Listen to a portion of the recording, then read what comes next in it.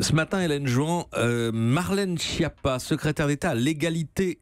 Vous avez écrit homme-femme, mais je crois que c'est femme entre les femmes et les hommes. Les femmes. On va les remettre à l'endroit, Voilà, vous avez exactement. raison. Marlène Schiappa est à l'honneur. Quand on n'a pas de pétrole, on a des idées. Le slogan date de la crise pétrolière. Marlène Schiappa n'était pas née, mais elle le détourne avec habileté.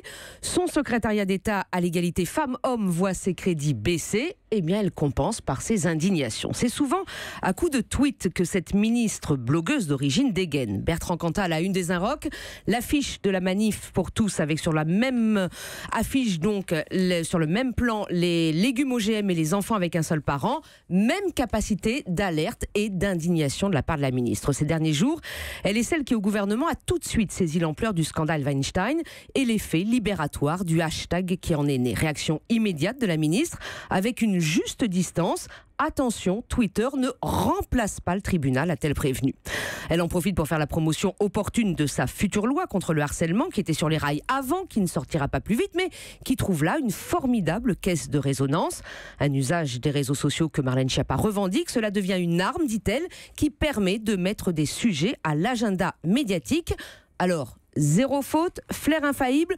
Pas tout à fait non plus. C'est sorti sur le harcèlement de rue dans le quartier de la Chapelle-Pajol à Paris au printemps dernier ou sur l'épisiotomie, maladie française, ont été jugés là largement plus déplacés. Une ministre exemplaire donc, Hélène ? Écoutez, en tout cas, l'Élysée est ravi de sa force de frappe médiatique énorme, dit-on.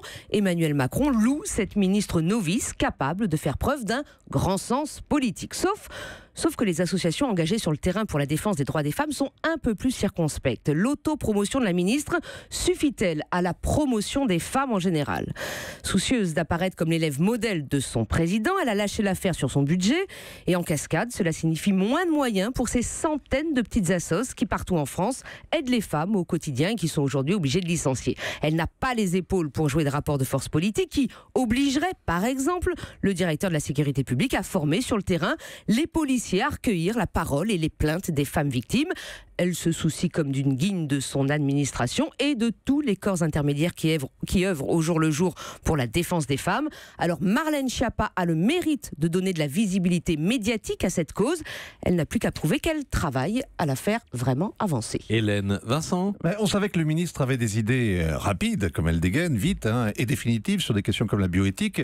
Mais sur l'orthographe aussi, elle est pour l'écriture inclusive. Oui, alors là, elle s'est fait un petit peu taper sur les doigts parce qu'effectivement, elle avait mis dans un rapport avec Muriel Pénicaud, un rapport destiné au TPE, PME, qu'il fallait aller vers l'écriture inclusive. Et là, l'Élysée, quand même, lui a rappelé que c'était pas tout à fait de son ressort.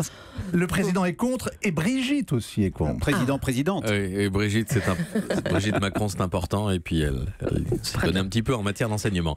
Merci à tous. Enfin, non, pas merci. Restez avec nous dans un instant. L'économie, Axel de Tarlet avec ce tremblement de terre hollywoodien. Non, restez. Livre d'or. Et Mathieu Noël. Europe 1.